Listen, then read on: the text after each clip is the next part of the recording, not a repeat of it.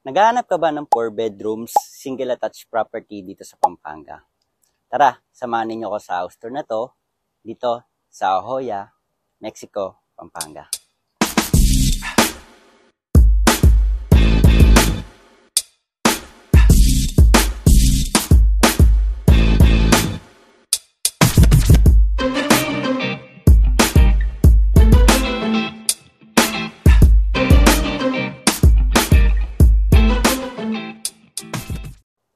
Hi everyone! Once again, I'm Christian Galupe, your property specialist. And nandito po tayo sa may Ahoya, Pampanga. Ang exact location po nito ay sa Barangay Eden, Mexico, Pampanga. So malapit po ito sa NLEX, 2.7 kilometers lamang po sa Lakeshore, and at the same time sa ibang mga establishment para sa inyong pangangailangan. So ipopost ko po dito sa screen po ninyo yung mga malapit na establishment po dito para magkaroon kayo ng idea gaano po accessible ito. So sa araw na ito, ipapresent natin itong 4 bedrooms property na single attached nila. Okay, so for basic features po pala ng property na ito, meron itong 106 square meter na minimum lot area at ang floor area naman natin ay 91 square meter. Meron po itong tayong provision for one sedan, van or any car natin dito sa may ano po natin sa property po na ito. Ayun po, meron po siyang 2.5 meters na wide. Hanggang dito po. Ayan. Depende po ito sa atin kung kukunin natin is mas malaking lote, pwede naman. Ang minimum lot area lang natin dito ay nasa square meter lang po na kagaya ng binanggit ko kanina. Pero depende po sa atin yan. Of course, mas malaki, syempre mas mataas. Okay. So, dito po, meron po tayong porch. Alatin po dito. Naka-roof na rin po siya. Ayan. Sa ganun, pwede natin ito magamit para magpahinga tayo. Tapos yung front po natin, meron po tayong allotted na at least 1.5 meters na ito po dito. Extra lot po dito. Tara, pasok naman po tayo sa loob.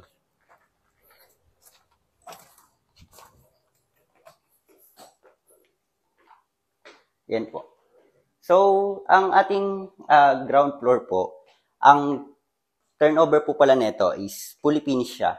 Meaning, kumpleto na po siya, kaya lang wala pa po siyang mga furnitures kagaya po na nakikita natin dito.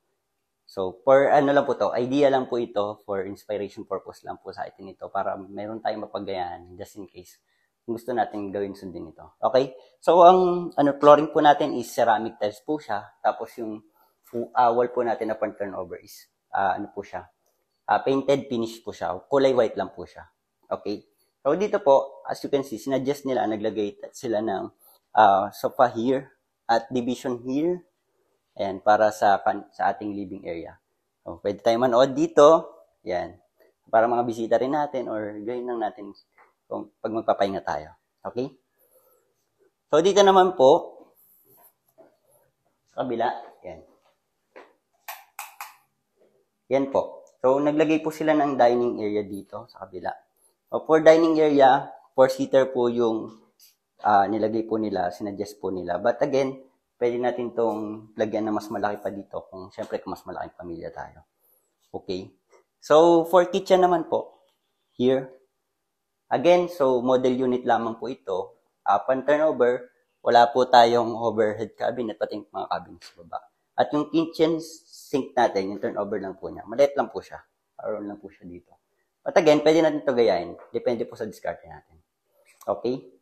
So, ang lahat po ng unit ni Ahoya, Pampanga, is meron din po silang service area. Ayan. So, dito po sa likod, is meron po silang allotted na lot na at least 1.5 to 2 meters po dito sa likod. And ang kagandahan po dito, kung mahilig po kayo mag-gardening, ayan, pwede natin itong maglagay tayo ng panibagong magtanim ng mga halaman here. Or kung gusto naman po natin na magkaroon tayo ng service area or laundry area. And pwede natin to gamit yung extra lot na to. Okay, di ba? Ang ganda, di ba? Tara. Pasok ulit tayo sa loob.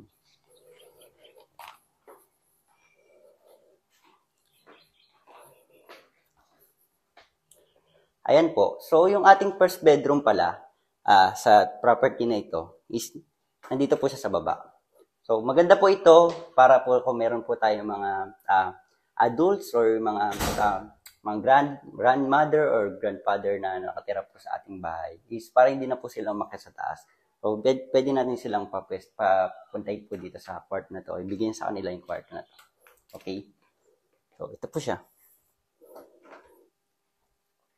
Okay, so suggested po nila dito, hindi na sila naglagay ng bedroom. Parang additional na parang ano na naman po siya, working area at yung parang living area na naman. Okay, living room rather. Iban po sa ating first bedroom, meron din po silang toilet and bath dito sa may ground floor. So, ang basic finish po, basic details po ng or turnover po ng bahay na to is yung flooring po niya is naka-ceramic tiles na po siya. Tapos yung wall niya po, yung banda dito sa area ng shower area is meron po siyang tiles na rin, naka-tile na rin po siya. Tapos meron po tayong shower set fixtures po dito. Yan po siya. Tapos meron na rin po tayong toilet and at the same time meron na rin po tayong lavatory. Yan po siya. Wala lang po itong mga salamin pero meron na po siya provision na nakalagay dyan. Yung iba pang mga gamitan na nandito. Pwede natin gayahin yan, depende po sa diskarte natin. Okay. Tara naman po tayo sa taas para makita natin yung mga kanilang mga bedrooms.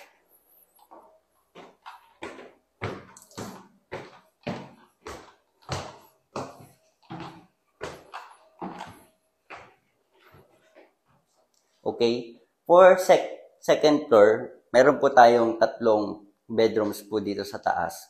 Yung isa sa baba, okay, again, ayun yung isang bedroom natin.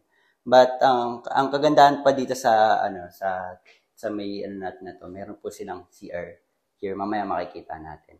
Okay, so for first bedroom, ito po siya. So, mas malaki po yung bedroom na ito compared dun sa iba pang bedrooms natin. Hindi pa po itong master's bedroom again. But para na rin siyang master's bedroom kasi nga malaki siya. Malapad siya. So, naglagay po sila ng queen size bed here para sa mga adults na anak po natin. Yan. Working area po dito and cabinet po dito. Okay.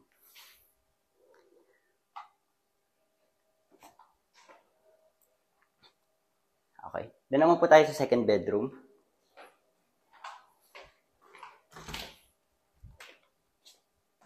So, second bedroom natin dito sa property na ito. Ito po yung ating master's bedroom. So, yung ating master's bedroom, pwede tayo maglagay ng king size bed. Ayan. At ang suggested nila, pwede kayo maglagay ng TV here. Okay, for entertainment purpose.